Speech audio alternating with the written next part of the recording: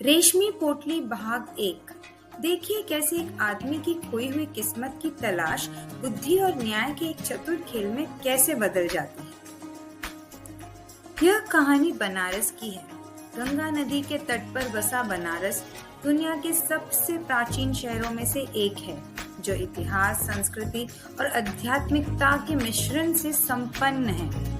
यहाँ की हवाओं में अनगिनत लोक कथाएं गूंजती है और ज्ञान और परंपराएं जीवित रहती हैं। बनारस के इन बाजारों और पवित्र घाटों के बीच रामकिशन रहता था, जिसके पास मामूली साधन थे।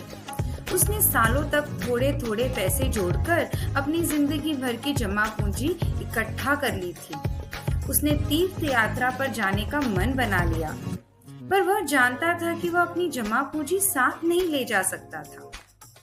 इसलिए रामकिशन ने अपनी मेहनत की कमाई 10,000 रुपए एक रेशमी पोटली में डालकर एक साहूकार जिसका नाम धनराज था, उसके दफ्तर में सुरक्षित रखने का फैसला किया, ताकि जब वो बाहर जाए तो उसका पैसा सुरक्षित रहे। उसने कई लोगों से सुना था कि साहूकार विश्वास करने योग्य था।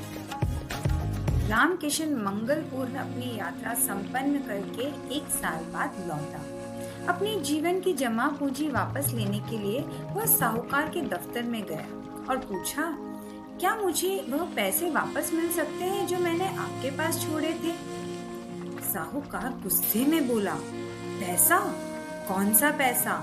तुमने मेरे पास कभी कुछ नहीं छोड़ा। अब जाओ, वरना मैं अपनी नौकरों से तुम्हें बाहर निकलवाऊंगा। उसकी आवाज अपमानजनक थी। रामकिशन स्तब्ध रह गया।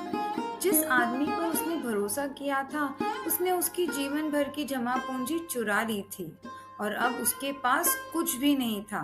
वह दिल से टूट गया था। जैसे ही रामकिशन साहूकार के दफ्तर से बाहर निकला, वह असहाय महसूस कर रहा था। उसका दिल निराशा से भर गया। वह मन ही मन सोचने लगा, क्या वह कभी अपनी जमा पूंजी वापस पाएगा?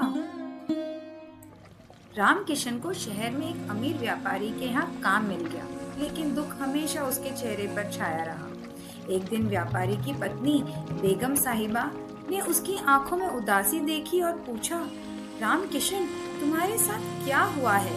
तुम इतने परेशान क्यों लगे रहते हो? रामकिशन ने अपनी कहानी बेगम साहिबा को बताई कि कैसे साहूकार से उसे धोखा मिला।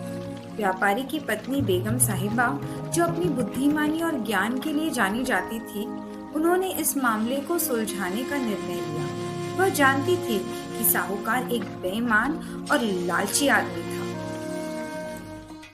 चिंता मत करो रामकिशन, उन्होंने आत्मविश्वास से भरे हुए मुस्कान के साथ कहा, मेरे पास एक योजना है।